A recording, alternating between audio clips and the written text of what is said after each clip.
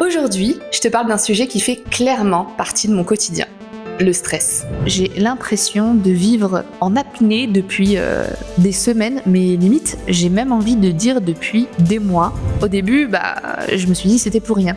Mais au final, j'arrive aujourd'hui à prendre un peu de recul et de me dire que c'est jamais pour rien. Entre mon chien, mon travail d'indépendante et ma manie de vouloir absolument tout contrôler, on peut dire que je me mets une belle pression. Mon Dieu, mais j'ai cru que j'allais faire un arrêt cardiaque. Je le voyais partir, il a commencé à avoir la langue bleue. Je savais plus quoi faire, j'étais là, j'étais en panique. Rémi, vite, prends mes affaires, la clé, on va chez le vétérinaire. Dans cet épisode, je te partage tout ce qui me stresse, sans filtre, mais surtout ce que j'essaye de mettre en place pour souffler un petit peu. Et franchement, ça a plutôt l'air de fonctionner. Je me l'autorise pas suffisamment ici, pourtant c'est vraiment un truc sur lequel j'aimerais travailler, la méditation. Mais j'arrive pas à trouver du temps, à trouver l'espace, à trouver l'envie de le faire tout simplement, alors que je sais que ça pourrait me faire un bien fou. Alors si t'es prêt, c'est parti!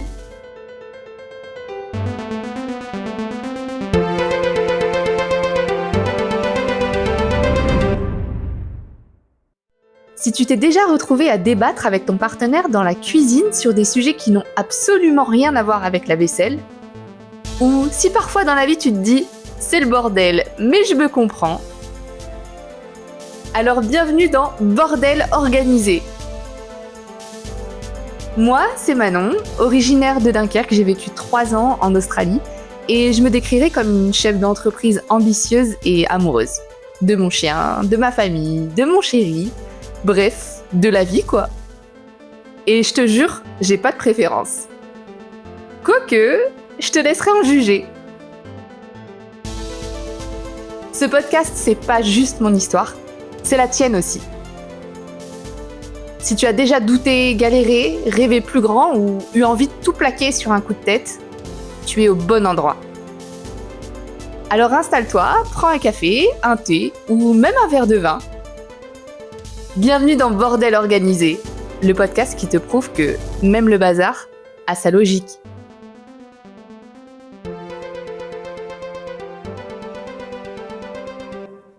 Bonjour tout le monde, bienvenue dans la mini-série Manon m'a dit. Je vous ai sollicité d'ailleurs pour trouver le nom de cette mini-série et vous avez été nombreux à me dire « Manon m'a dit, logique quoi !» Je fais « ouais, en fait c'est vrai, logique !» Dans cet épisode, je prendrai la parole seule face au micro. Et du coup, c'est un peu les moments où je parlerai en toute transparence et en toute honnêteté. Pas que je ne le fasse pas lorsque je prends le micro avec des invités ou avec mon chéri, mais là, c'est vrai que quand je suis toute seule, j'ai beaucoup plus envie de rentrer dans les détails et puis de vous parler à cœur ouvert de mes expériences, de ma vie. Alors que quand j'interviewe quelqu'un, je me concentre plus sur son expérience, sur sa vie, sur ce qu'il a envie de dire. Et moi, je me mets un petit peu plus en retrait. Donc, c'est aussi pour ça que ce podcast, en fait, est divisé en 2 parties. Et pour l'instant, j'ai pas encore décidé la fréquence de la publication des épisodes. Je m'étais dit de base que ce serait tous les dimanches. Donc, je pense que pour l'instant, on va s'y tenir. De toute façon, j'ai pas forcément d'objectif, comme je vous le disais dans l'épisode introductif.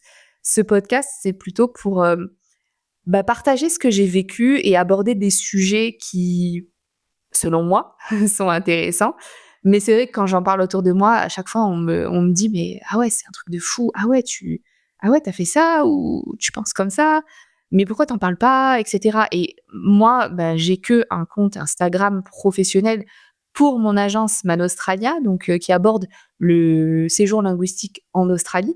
Donc je me vois pas trop parler d'endométriose, de la maladie d'Hashimoto ou bien de stress, par exemple, sur mon compte Instagram. Donc voilà, le podcast, c'est aussi une manière pour moi de diffuser des messages pour lesquels j'ai pas de plateforme en fait et j'ai pas d'espace pour le faire. Et vous verrez bien aussi, au fur et à mesure, on va faire connaissance et d'ailleurs, vous allez sûrement mieux me connaître moi que moi, je vais pouvoir vous connaître vous. Mais n'hésitez d'ailleurs surtout pas à me laisser des commentaires ou à venir m'écrire sur les réseaux sociaux si il y a un sujet qui vous a marqué, qui vous a interpellé parce que c'est aussi l'objectif, c'est que je puisse me créer une communauté parce que quand on travaille seul de sa maison, c'est difficile pour se faire des potes, pour se faire des collègues. Donc c'est aussi le but, c'est vrai que je me sens un petit peu seule. Et aujourd'hui, parce que là, je m'égare, déjà beaucoup et je me rends compte que là, ça fait peut-être déjà 5 minutes que je parle et que je n'ai pas évoqué le sujet de cet épisode. Donc le sujet, c'est le stress. Parce qu'en fait, dans quelques jours, je m'apprête à partir en Australie et comme, avant chaque départ en voyage, j'ai un pic de stress exceptionnel. Bon, déjà, de toute façon, dans toute ma vie, je suis une grande stressée. C'est marrant parce que j'ai vraiment jamais eu l'impression d'être stressée, mais mon compagnon me le fait souvent remarquer et en fait, je me dis: «Bah, ouais, c'est vrai que» par rapport à lui, quoi, bah, c'est vrai que moi, je stresse quand même beaucoup. J'ai besoin que tout soit organisé alors que lui, voilà, on part, quand même pendant un mois. Sa valise, il l'a fait en 10 minutes. Moi, ça fait 4 jours que je suis dessus. J'ai sorti tous mes vêtements, j'ai tout mis à plat sur le lit, telle tenue avec tel truc. Ah ouais, mais il faut pas que j'oublie de prendre le shampoing, mais du coup, si je prends le shampoing, est-ce que j'ai de la enfin, des trucs de fou. Bah, je me suis dit que c'était peut-être l'occasion de faire un épisode sur le stress qui, j'ai l'impression, est beaucoup plus fréquent chez les femmes que chez les hommes. Parce que je me base aussi sur, mon petit frère qui n'a pas l'air d'être, un grand stressé du tout, alors que bon, il a quand même, en grande partie la responsabilité de la santé et de la vie de patients. Aujourd'hui, on parlera de stress, parce que j'ai l'impression de vivre en apnée depuis, des semaines, mais limite, j'ai même envie de dire depuis des mois. Et aujourd'hui, cet épisode, m'inspire énormément. J'avais décidé de louer alors c'est même pas un bureau, c'est en fait une place dans un espace de coworking pour mon alternante. Parce qu'en octobre dernier, donc en octobre 2024, j'avais fait le choix de recruter une alternante et donc c'était, volontaire de ma part de choisir une alternante qui habitait loin de chez moi, en tout cas, qui habitait sur Bordeaux et moi donc je suis sur Aix-en-Provence pour les personnes qui ne me savent pas et donc elle allait être principalement tout au long de son année en télétravail, mais je voulais quand même qu'elle vienne de temps en temps sur Aix, pour que, bah, on puisse faire des journées création de contenu, bah, parce que si je prends une alternante, c'est aussi pour la former et selon moi, bah, c'est important de former quelqu'un, qui puisse être à côté de toi et qui puisse voir en fait les process que tu utilises, qui puisse, bah, se sentir, sentir qu'il fait partie de l'entreprise, même si c'est une très petite entreprise. Mais voilà, j'avais vraiment à cœur de créer en fait une mini famille et moi aussi le but à travers cette embauche, c'était de pouvoir former quelqu'un qui soit un peu mon bras droit, qui soit capable, entre guillemets de faire tout ce que je sais faire plus ou moins, hem, pour potentiellement pouvoir, transmettre un peu les rênes ou en tout cas le nommer, directeur adjoint de l'entreprise pour que je puisse un peu lever le pied par la suite et me concentrer sur d'autres projets. Donc ça, c'était l'objectif, en l'embauchant en octobre dernier et donc je me suis dit que j'allais prendre 10 journées complètes dans cet espace de coworking. Bon, bah, malheureusement, j'ai pas donné suite à sa période d'essai parce que, bah, je me suis rendu compte, que le télétravail, en fait, c'était, extrêmement compliqué pour moi, à gérer et ça aussi, en fait, ça a été, pour moi, une énorme source de stress. Donc moi qui suis déjà stressée au quotidien, en fait, en voulant embaucher quelqu'un et en me disant: «Bah, je vais pouvoir, enfin souffler un peu». Enfin, je savais que c'était quand même un engagement, qu'il allait falloir que je passe beaucoup de temps et ça, c'était pas du tout un problème. C'était vraiment volontaire. J'avais déjà, hein, dans le passé, pendant le covid, recruté 3 alternants, 2 stagiaires, donc je savais, dans quoi je m'engageais. Il n'y avait aucun problème, à ce niveau-là parce que, bah, je pensais que ça allait super bien se passer comme ça s'était toujours très bien passé avec mes autres alternants. Malheureusement, bah, ça n'a pas fait, hein, finalement, je pense que les caractères n'ont pas matché non plus au-delà d'avoir cette, distance géographique et physique. Ça peut pas fonctionner avec tout le monde et pourtant, j'avais recruté différemment cette fois-ci. J'avais volontairement recruté quelqu'un qui, me ressemblait beaucoup. Enfin, j'avais l'impression sur le papier. Déjà, on avait fait les mêmes études, vraiment les mêmes études, le même parcours académique et puis même en termes de soft skills, j'avais vraiment l'impression que c'était moi. Est-ce que, j'ai mal fait mon recrutement et en même temps c'est possible parce que c'est pas mon métier non plus, hein, d'être recruteur. Mais bon, malheureusement, ça l'a vraiment, vraiment pas fait et finalement ça a été la première re pièce qui a été mise dans le jukebox, dans le jukebox du stress, qui a commencé en fait à faire un peu, monter la soupape et s'en est suivi avec un mois de doute où je me disais: «Mais attends, j'ai payé, assez cher quand même un bureau dans un espace de coworking, donc du coup, si elle vient pas, qu'est-ce que je vais faire de ça? J'ai dépensé de l'argent pour rien». J'ai perdu beaucoup de temps parce que, dans le processus du recrutement, il y avait pas que elle. Donc je me souviens aussi avoir passé une journée complète, dans un hôtel sur Aix-en-Provence où j'avais fait venir, je crois, plus d'une dizaine de candidats. Donc ça m'avait pris énormément de temps et ça m'avait coûté de l'argent aussi parce que, il faut pas oublier que quand tu es une petite entreprise, quand tu fais pas de levée de fonds, que tu utilises tes économies, tous les centimes comptent, quoi. Donc, quand tu te déplaces, pour aller là-bas, que tu payes un parking à la journée, dans une ville comme Aix-en-Provence, que, tu payes des boissons à tout le monde tout au long de la journée, enfin voilà, c'était un coût. Alors certes, on parle pas de 1 000 €, mais tout ça, c'est de l'argent que je prends pas pour moi finalement, qui font pas partie de mon salaire et qui sont dépensés pour rien. Alors, au début, je me suis dit: «C'était pour rien». Mais au final, j'arrive aujourd'hui à prendre un peu de recul et de me dire que c'est jamais pour rien, en fait. J'en ai forcément tiré quelque chose. Peut-être que je m'en rends pas compte là, dans l'immédiat, mais bien évidemment que je vais en tirer des leçons et bien évidemment que mes prochains recrutements, si prochain recrutement il y a, je fonctionnerai pas de la même façon. Je me suis rendu compte que, le télétravail finalement, même si, j'avais payé donc, cet espace de coworking, je me disais: «Ça me coûterait quand même moins cher que de prendre un bureau au mois». Parce que si j'avais choisi un candidat, qui habitait dans ma région, il allait falloir que je l'accueille tous les jours plus ou moins donc, il allait aussi falloir que je prenne un bureau.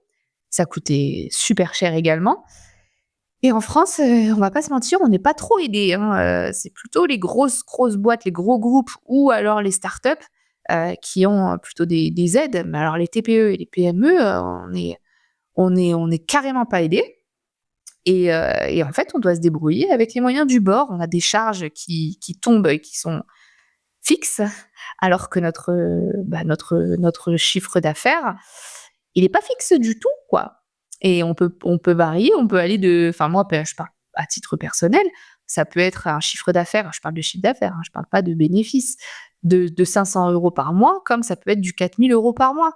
Et si je prends un bureau avec un loyer à 1 000 € par mois, tous les mois, ce sera 1 000 € par mois. Alors si je tombe sur un mois où je fais 500 € de chiffre d'affaires, non seulement je peux pas payer mon salarié, non seulement, je dégage zéro, je perds de la trésorerie, je peux même pas me payer moi. Donc des fois, tu te dis: «À quoi bon?» Et ça aussi finalement, c'est encore, une autre, source de stress qui est venue s'accumuler et donc j'ai fait le choix de rompre le contrat de travail et j'avoue que quand j'ai rompu le contrat de travail, j'ai quand même en fait, j'ai vraiment soufflé, littéralement soufflé et je me suis dit: «Waouh! Ah ouais, ça m'a fait du bien là de souffler». J'avais l'impression que finalement je retenais mon souffle depuis, des semaines et je me suis dit: «Mais comment j'ai pu vivre comme ça, crispée?» Je me suis vraiment sentie détendue. Et je me suis dit: «Mais attends, mais je vis en apnée là ou quoi depuis des semaines? Enfin pourquoi j'ai pas soufflé comme ça avant?» Donc je pense que je vais essayer de continuer à faire des exercices de respiration.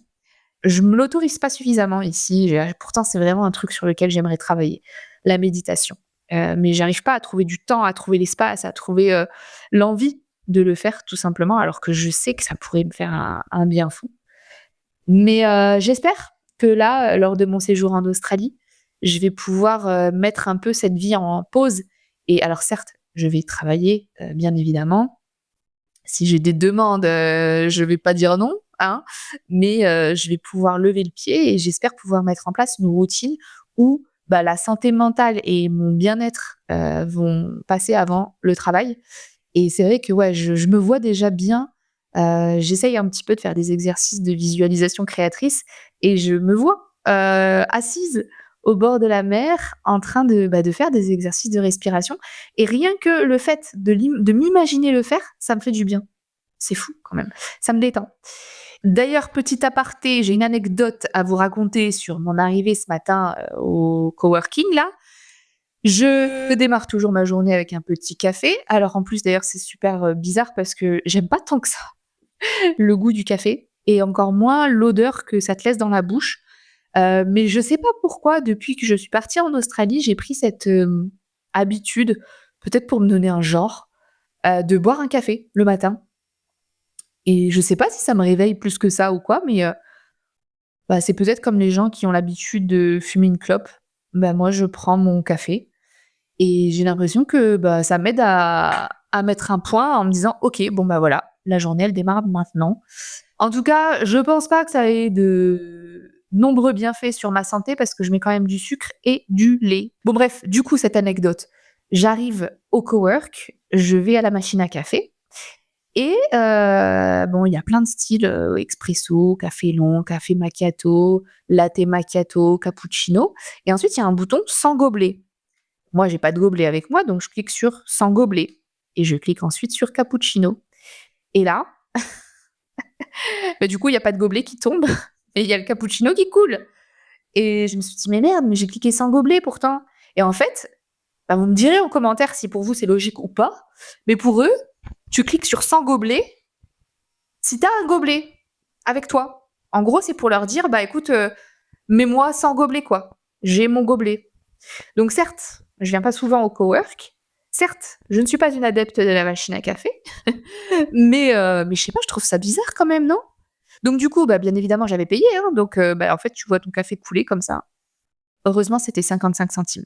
C'est vraiment pas cher les cafés de la machine à café. Bon après, ça doit pas non plus être un café, exceptionnel. Je vous le confirme d'ailleurs puisque je viens de le finir. Donc voilà, c'était la petite anecdote.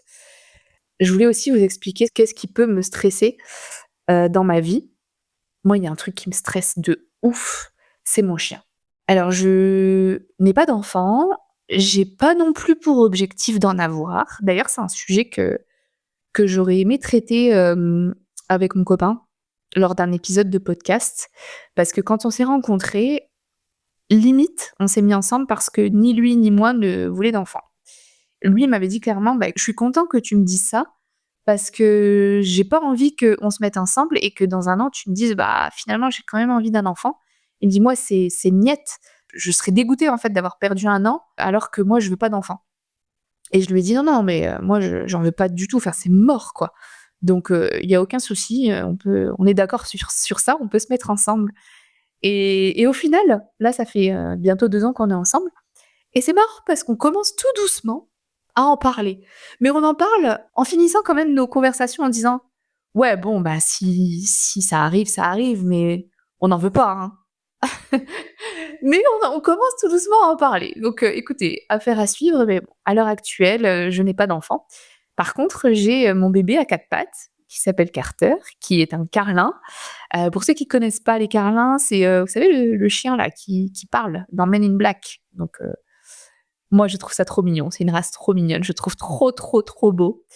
C'est un peu la version miniature du bulldog français, parce que le bulldog français en général tout le monde connaît, pour vous donner un peu le style.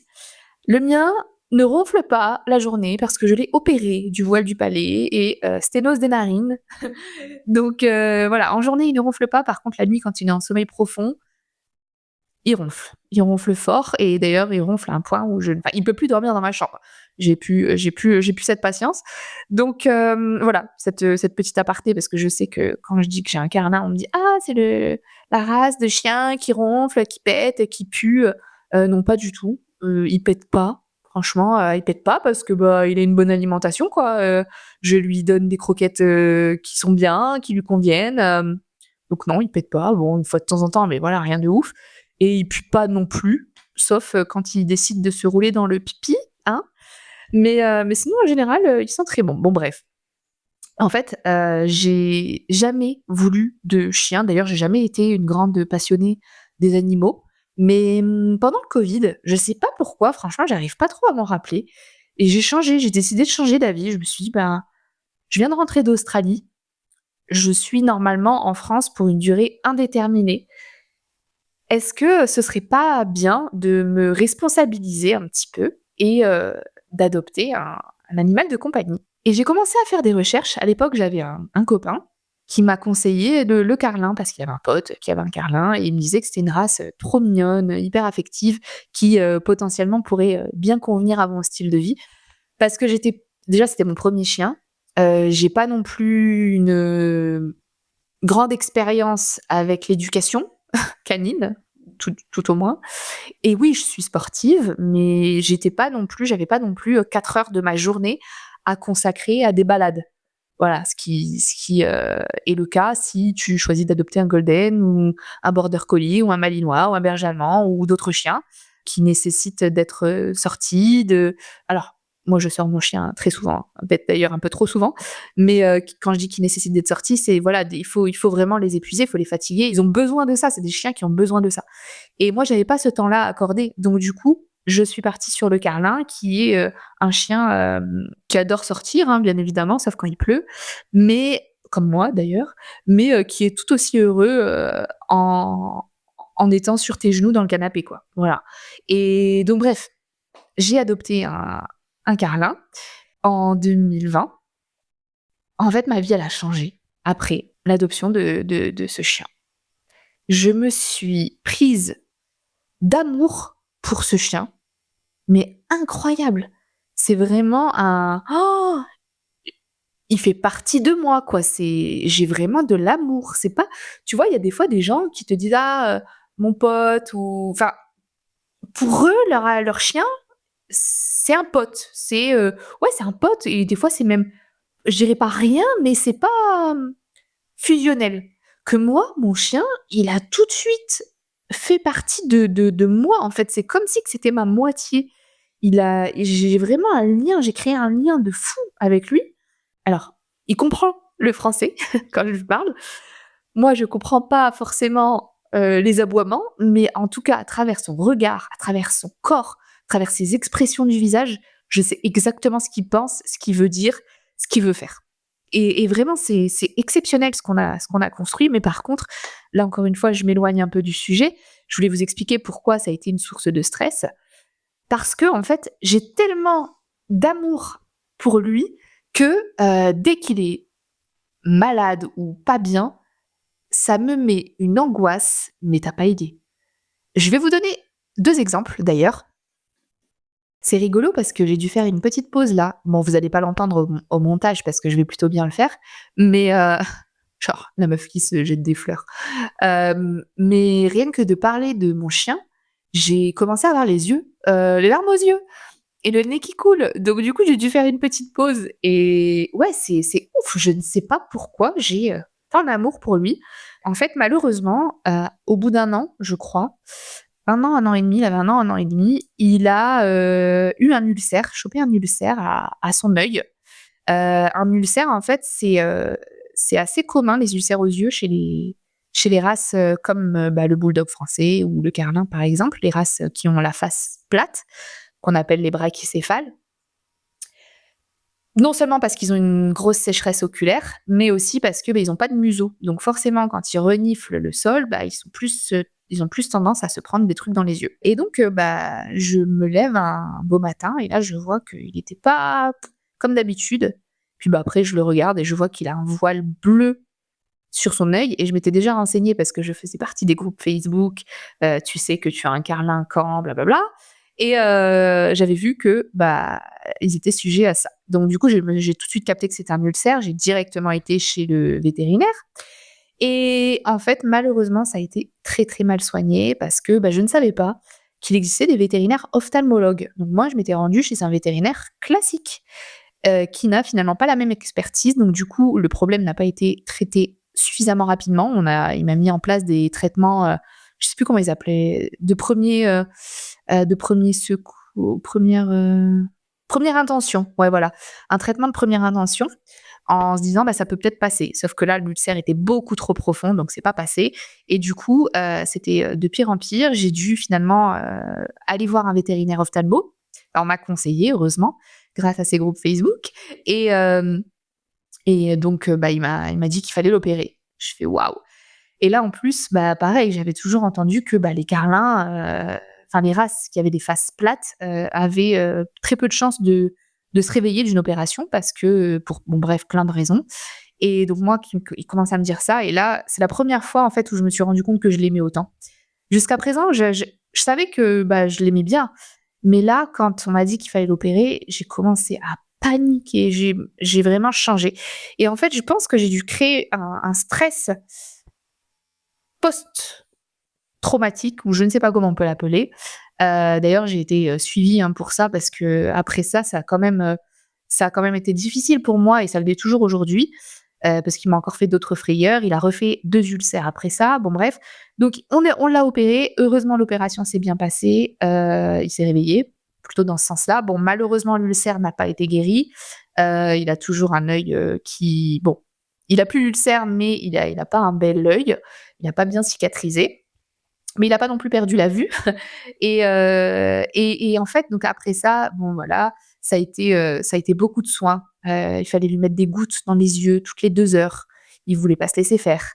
Il a fallu appeler, des voisins pour m'aider à le tenir parce que c'était pas possible en fait, j'arrivais pas à gérer le truc, mais moi j'avais envie de le soigner et pour le soigner, il fallait lui mettre des gouttes comme ça toutes les 2 heures dans les yeux et la nuit aussi. Donc en fait, tu dormais pas, enfin, ça a commencé à vraiment me créer une angoisse de fou et ma mère en plus avec qui je vivais à l'époque, elle prenait les choses à cœur aussi et du coup, plutôt que de me dire: «Mais Manon, tu t'en fais trop, faut pas t'en faire autant, ça va aller, son œil, bah, au pire s'il perd l'œil, bah, il a toujours l'autre œil ou enfin ce sera toujours ton petit chien» et cetera. Je vous dis ça parce que c'est comme ça que mon copain réagit actuellement et finalement ça me fait du bien. Des fois je le déteste. Je lui dis: «Mais putain, mais tu pas de cœur ou quoi?» Mais en fait ça me fait du bien qu'il y en ait un, qui arrive à reprendre un peu la barque et à continuer à naviguer. Parce que quand j'habitais avec ma mère du coup, bah, elle était dans le même bateau que moi et en fait on plongeait quoi tous les 2 dans le fond. Il y en avait pas une pour attraper l'autre. Et donc ça m'a vraiment pas aidée, mais c'est là où ça a commencé à générer vraiment du stress pour moi. Parce que du coup, après, on va dire, quand son opération s'est terminée, que j'ai finalement réussi à mettre les gouttes et à le soigner, et cetera, parce que ça a duré des mois, 1 mois, je crois, ou 3 semaines, 4 semaines. Hem, Bah, après, les promenades n'étaient plus les mêmes. J'étais là, en fait, à constamment, quand je le promenais, je regarde franchement, toutes les 2-3 minutes, bam, on marchait, bam: «Carter, attends 2 secondes, maman va regarder ton œil» et je regardais son œil et ensuite on reprenait et je m'arrêtais et je regardais et ensuite je le portais, je regardais si s'était pas mis un truc entre les pattes, si s'était pas pris un bout de verre, enfin, tu vois? J'ai commencé à me stresser sur des trucs comme ça. Je me suis dit: «Putain, c'est fou, quoi, pourquoi je suis comme ça?» et j'arrive pas à trouver. Enfin, je pense que si je me fais suivre par un psychologue, on peut peut-être creuser un peu le truc, mais bon, il y a bien une raison. Je sais pas pourquoi j'ai mis autant d'amour sur cet animal et pourquoi j'ai peut-être parce que comme je veux pas d'enfant, je me dis que ce sera ma seule manière de donner de l'amour, je sais pas. Je sais pas du tout et bon bref, ensuite, ça a plus ou moins été au niveau de sa santé, même ça a plutôt très bien été, hein, on touche du bois. Et du bois à côté de moi. À part, des fois, bon, il s'était un peu foulé la patte parce qu'il courait trop vite dans le jardin, il y a des trous et cetera, mais ça a jamais trop été, catastrophique. Hem Et ensuite, donc j'ai rencontré mon copain, donc Rémi. Je suis partie habiter dans le sud de la France avec lui et je crois 2-3 semaines après mon emménagement, pourtant j'ai rien changé à son alimentation. Je ne sais pas, est-ce qu'il y a un truc, un virus dans l'air que mon chien a chopé ou quoi? Mais, au moment de lui donner, bah, ses croquettes, il s'est étouffé. Il s'est étouffé parce que bon, déjà de base, c'est un glouton, donc je lui donnais en plusieurs fois, mais, il s'est étouffé, mais au point en fait de perdre connaissance. Je le voyais partir. Je me suis dit: «Oh mon Dieu!» mais j'ai cru que j'allais faire un arrêt cardiaque. Je le voyais partir, il a commencé à avoir la langue bleue, je savais plus quoi faire. Je savais plus quoi faire, j'étais là, j'étais en panique: «Rémi, vite, prends mes affaires, truc, la clé, on va chez le vétérinaire». Du coup, on est parti chez le vétérinaire.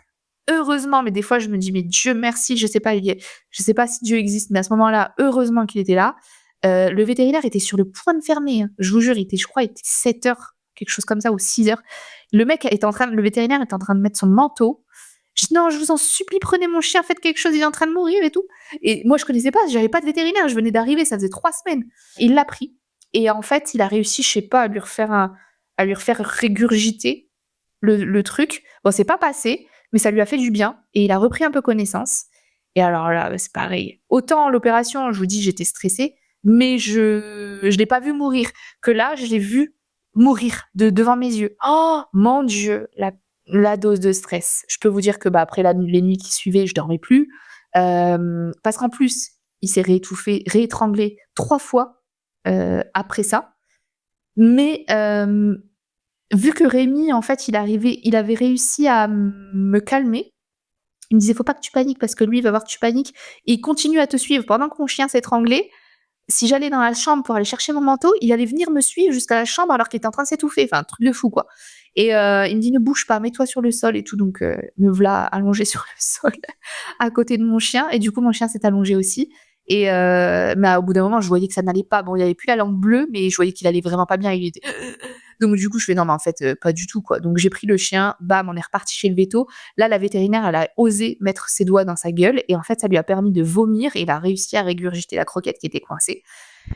Et après, bah, pareil, je retouche du bois, voilà. Depuis, ça fait bientôt 1 an, je crois, il l'a plus jamais refait. Donc voilà, tous ces trucs, c'est vraiment des grosses, sources de stress pour moi, et qui en fait, me pénalise finalement dans la vie de tous les jours parce que ma vie tourne autour de mon chien depuis, bah, bientôt 5 ans. Il aura 5 ans, enfin, ouais, il aura 5 ans en octobre 2025, donc 4 ans et demi. Bah, ma vie tourne autour de lui. C'est-à-dire que, je hier, par exemple, et après on va clôturer un peu le sujet, mais, enfin, en tout cas le sujet du chien. Mais, hier, il y a eu, le Mistral, voire, ça se trouve c'était même autre chose que le Mistral parce que ça soufflait à 100 km/h et on était partis, bah, je lui fais sa promenade parce que moi, il faut absolument qu'il fasse son caca le matin, qu'il fasse son caca le soir. Et s'il fait pas son caca le soir, parce que hier justement, il y a eu Mistral plus tempête, donc il y a eu des inondations et cetera. Mon chien ne voulait pas sortir. Je n'ai pas dormi de la nuit parce que je me disais qu'il avait fait caca que le matin. Et du coup, je me dis: «Mais attends, mais il va faire une occlusion, il doit être pas bien, nanana». Donc j'ai pas dormi de la nuit. En fait, j'avais qu'une hâte, c'était le lendemain matin de me réveiller en espérant qu'il pleuve plus pour pouvoir sortir le chien. Et ouais, je me mets vraiment dans des états pareils. Enfin, franchement, s'il y a des gens qui m'écoutent, qui sont en tout cas qui ont tenu là jusqu'à la fin de cette cet aparté sur le chien, hem, dites-moi si vous êtes pareil que moi parce que moi je me mets dans des états de fou et d'ailleurs je suis preneuse de conseils. Si vous avez vraiment des conseils pour aller mieux, pour en tout cas relativiser, lever un peu le pied, souffler un peu et dire que, bah, peut-être que c'est qu'un chien entre guillemets, mais même ça de le verbaliser, là, je suis pas bien de dire ça. Parce que non, enfin, je sais pas, il a des sentiments, il est trop mignon, quoi. C'est pas qu'un chien, enfin, je sais pas. Je comprends pas moi ces trucs, de dire c'est qu'un chien. Et donc ouais, bah, hier, par exemple, le matin, Mistral, donc du vent de fou.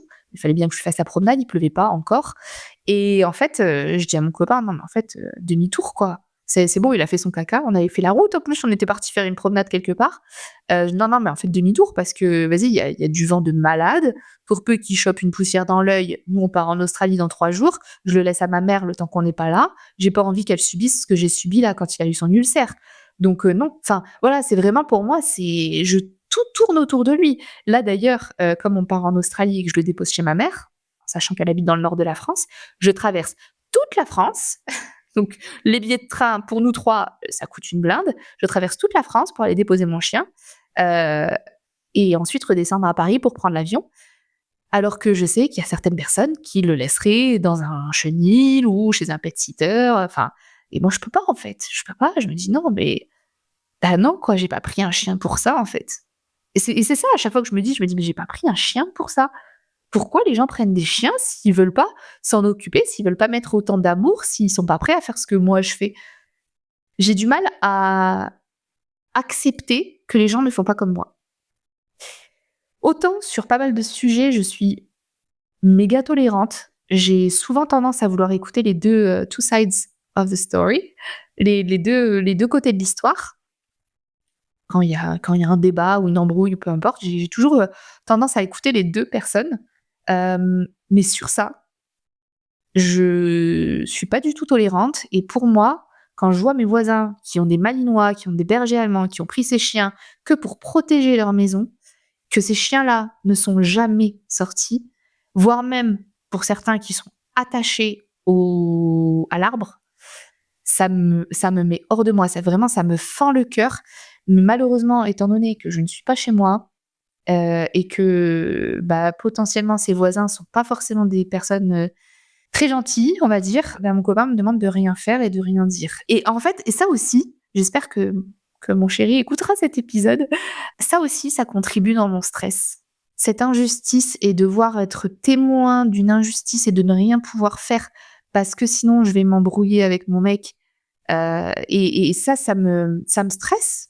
Ça me stresse, je suis pas bien, en fait. Je suis vraiment pas bien de devoir subir ça au quotidien. Alors, moins que si on faisait du mal à mon chien, bien évidemment, mais ça contribue, en fait, dans ma santé mentale. Ça a son poids, en tout cas, dans la balance. Bon, pour clôturer, le chapitre chien, je vais passer du coup à un nouveau chapitre qui est le stress lié à la famille. Donc ma famille est dans le nord de la France, je suis dans le sud de la France et mon petit frère, a été récemment diagnostiqué épileptique. Alors il y a différentes sortes d'épilepsie et lui, bon, fort heureusement, c'est pas la pire. C'est pas les crises au sol à trembler, à éventuellement, bah, s'avaler la langue. Non, par contre, c'est des malaises, c'est des pertes de connaissance, des propos incohérents aussi. Donc, bah, c'est du stress en plus de savoir que, bah, tu as un petit frère qui est pas forcément en santé optimale. Mon petit frère, en plus, fait beaucoup de routes. Enfin, lui, il est interne à l'hôpital de Caen, le temps de terminer ses études, donc il a encore 2 voire 3 ans, je crois, devant lui et sa chérie habite, à Lille. Donc il y a quand même 5 heures de route, si je me trompe pas, entre Caen et Lille et il fait la route tous les week-ends. Donc je me dis: si il fait une crise pendant qu'il conduit, parce qu'en fait, les crises, en général, sont déclenchées quand, tu es enfin, ont plus de risques d'être déclenchées si tu es fatigué. Et voilà, 5 heures de route ou 4 heures de route, hein, il me corrigera, j'imagine. 4 heures de route, tous les week-ends, aller et 4 heures retour. Je suis désolée, mais on va pas, se mentir, ça contribue à créer de la fatigue. Donc, bah, ça aussi, moi, ça me met un peu mal. Bien évidemment, je peux rien faire pour, améliorer ceci. Mes parents qui, bah, rajeunissent pas non plus. Mon père, qui bon, il est bientôt à la retraite, donc je suis contente pour lui.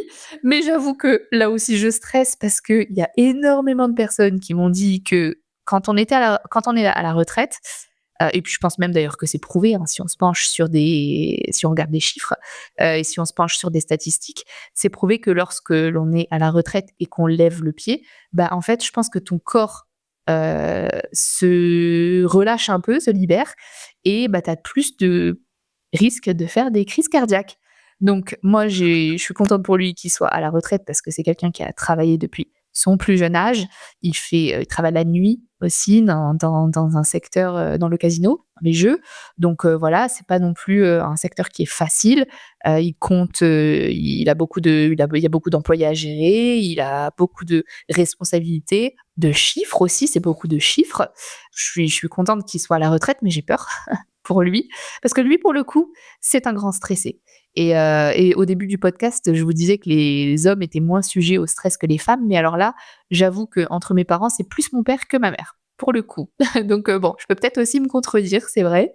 Et ma mère, bon, bah, qui fume depuis toujours, bah, ne compte pas s'arrêter. Et moi, pareil, ça me stresse. Mais là aussi, j'essaye de travailler dessus. J'ai bien conscience que bah, c'est sa santé, que j'ai beau lui répéter, et je pense que je lui répète quand même déjà depuis, franchement, depuis que je suis en âge de comprendre que la cigarette, c'est pas bon pour la santé, que c'est néfaste. J'ai souvent, souvent, souvent répété à ma mère qu'il fallait qu'elle arrête, que ça me brisait le cœur. Et je me disais, bon, bah, je suis petite, si je pleure et tout, ça va peut-être lui faire de la peine. Elle va peut-être se dire: «Ouah, faut que j'arrête» et cetera. Mais bon, malheureusement, je crois que c'est une drogue et que si on n'a pas envie d'arrêter, bah, en fait, on n'arrêtera pas. Je pense surtout que c'est dommage parce que certes, c'est une drogue, mais que c'est pas impossible, en fait, d'arrêter la cigarette et je connais de nombreuses personnes qui ont arrêté la cigarette et en plus, les poumons, c'est quand même l'un des seuls organes vitaux qui, se régénèrent facilement. Alors, au plus tu arrêtes tôt la cigarette, au plus tu as de chances de retrouver des poumons neufs rapidement. Mais bon, c'est pas impossible non plus. Déjà, mieux vaut tard que jamais. Il est jamais trop tard, on va dire. Voilà, elle a quand même bientôt 67 ans, donc je ne pense pas qu'elle arrêtera la cigarette. Mais bah, du coup, moi, ça me stresse, d'autant plus qu'elle a perdu son frère, en partie à cause de ça. Sa sœur qui fume aussi énormément et qui a aujourd'hui, une grosse infection pulmonaire, donc je me suis dit: «Bah, ça peut peut-être aussi la secouer quoi, la réveiller et se dire qu'elle a pas non plus elle, envie d'arriver de passer par là», mais non. Donc j'essaye, c'est difficile, mais j'essaye de me dire: «Bah, écoute Manon, en fait, tu pas le choix quoi, il faut l'accepter». Donc c'est beaucoup, beaucoup, beaucoup de stress, la famille aussi et se dire: «Bah, en fait, si elle va pas bien, je fais comment, quoi?» Moi, j'habite plus là, mon frère, il habite pas là non plus et hem et ma mère, pourtant, j'ai vécu avec elle jusqu'à mes 30 ans, donc j'ai l'impression que je me dois d'être à son chevet. Mais est-ce que, tu dois te forcer et est-ce enfin, même pas te forcer, en fait. Est-ce que non, parce que ça je me forcerai même pas, genre, ça me ferait plaisir d'être là pour elle si, enfin, «plaisir» entre guillemets, mais pour moi, je me dois d'être là pour elle ou pour mon père aussi, mais j'ai plus de crainte pour ma mère que pour mon père au niveau de la santé. Quoique, on sait jamais, mais je me dis: «Bah, j'ai vécu, ma mère m'a élevée, j'ai grandi avec elle jusqu'à mes 30 ans, hein, quand même, dans la même maison, on a partagé des trucs de fou». Donc c'est normal, en fait, si je me rapproche d'elle.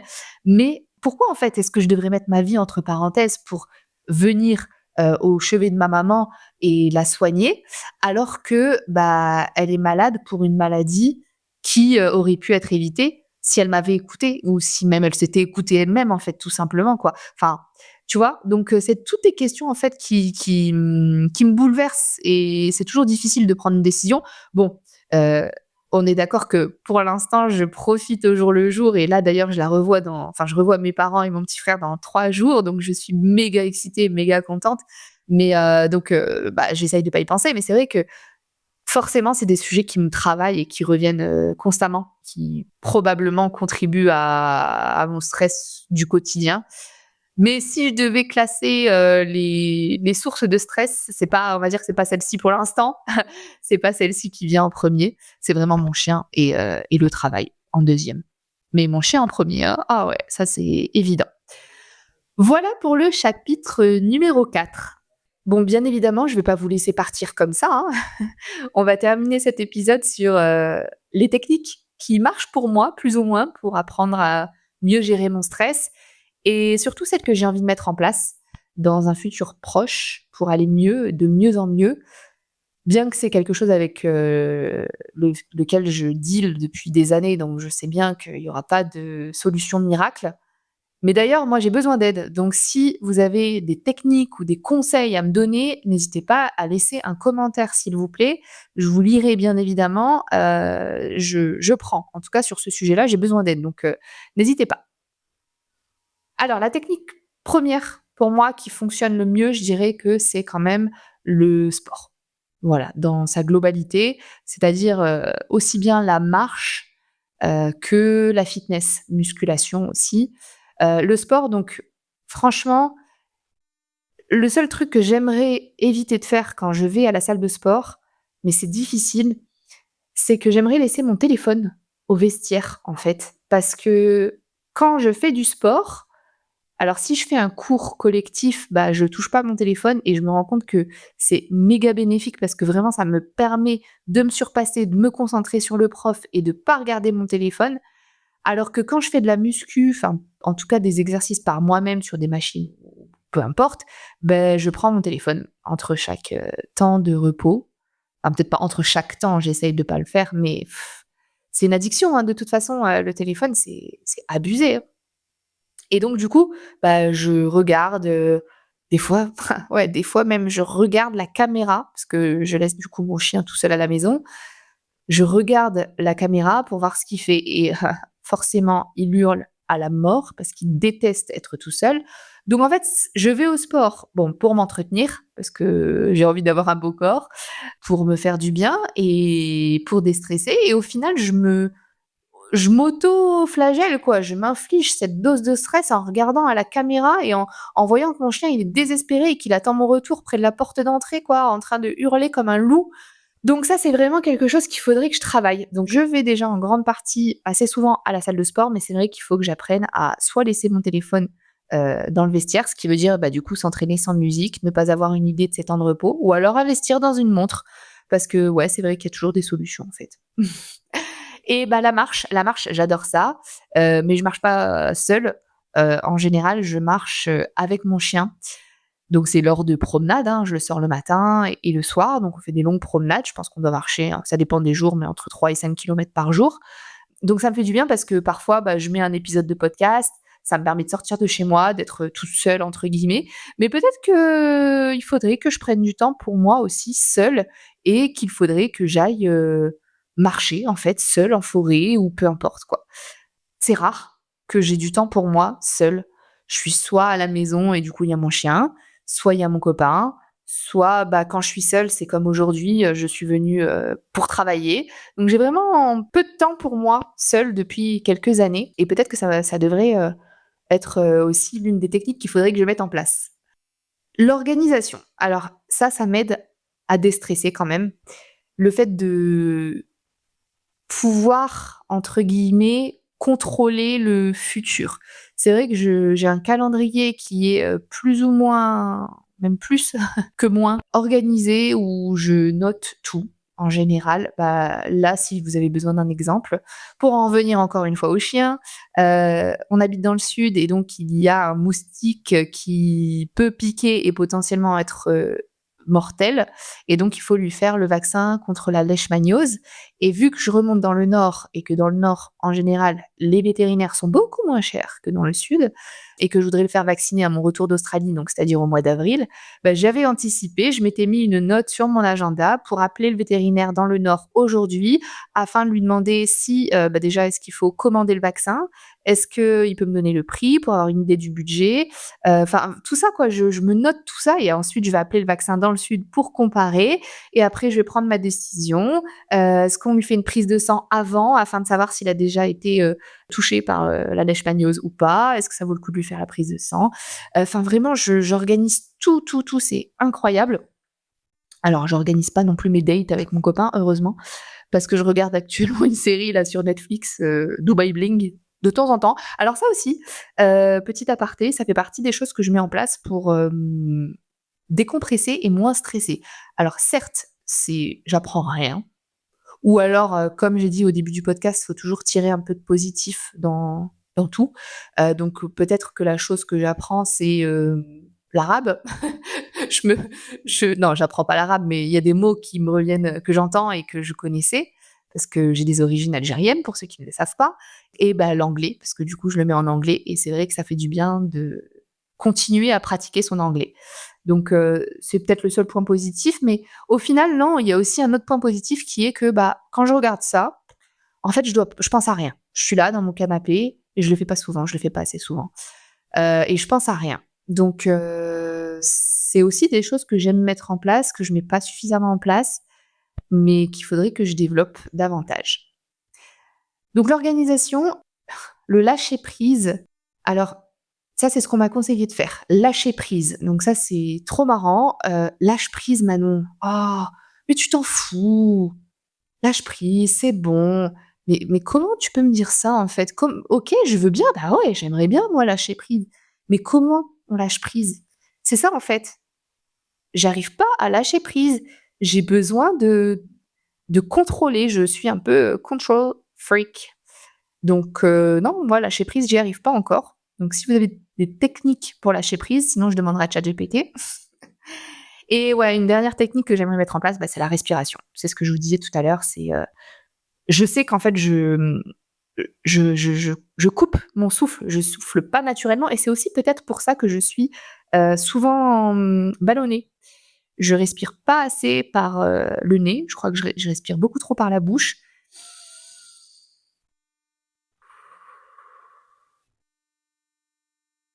Et pourtant, rien que de faire ça, franchement, ça fait grave du bien.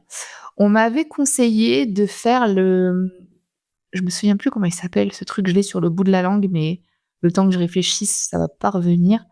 Vous savez, ces exercices de cohérence cardiaque. Ah, je suis trop contente. Je l'ai retrouvé rapidement et je vous promets que j'ai pas coupé au montage.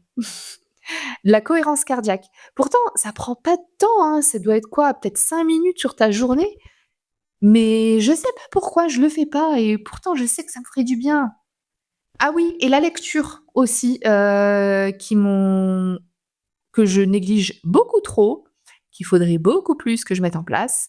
J'ai lu là quand j'étais en arrêt maladie, vous savez, j'ai fait un épisode sur le mini burn-out, bien qu'il ne faille pas négliger ou diminuer, le burn-out. Mais je pense que comparé à certaines personnes, c'était, petite version quoi. J'ai réussi à prendre à temps le problème.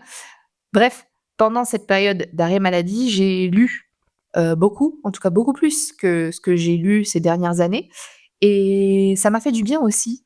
J'ai lu un bouquin qui s'appelle, Visualisation créatrice et je pense que c'est un bouquin qui doit être lu 2 voire 3 fois. Je l'ai lu une première fois en prenant des notes, heureusement, en stabilotant, sur le bouquin et je l'ai mis dans ma valise pour le relire en Australie parce que je sais que là-bas, du coup, je serai, sans mon chien puisqu'il sera chez mes parents et ça va me permettre aussi de penser à moi et de pouvoir prendre du temps pour moi cette fois-ci et donc relire ce bouquin en appliquant les conseils qui ont été donnés dans ce bouquin et en les mettant en place. J'aurai beaucoup plus de temps pour ça. Donc j'ai hâte. Voilà, il me tarde, je me languis d'être en Australie et de pouvoir, remettre ma santé mentale, à l'ordre du jour. Peut-être qu'on pourrait terminer sur un conseil, clé, un mini mantra ou en tout cas un mindset qui peut nous aider à relativiser si vous êtes, comme moi, sujet au stress. C'est de se dire: «Est-ce que ce qui me stresse aujourd'hui comptera encore dans un an?» Voilà. J'allais encore une fois remettre le chien sur le tapis, mais je me suis dit qu'il fallait que j'arrête à un moment donné. Donc je vous remercie de m'avoir écouté jusqu'au bout. C'était un épisode assez long, en tout cas nécessaire pour moi. J'espère que pour vous aussi, peut-être qu'il y aura des similitudes dans vos stress.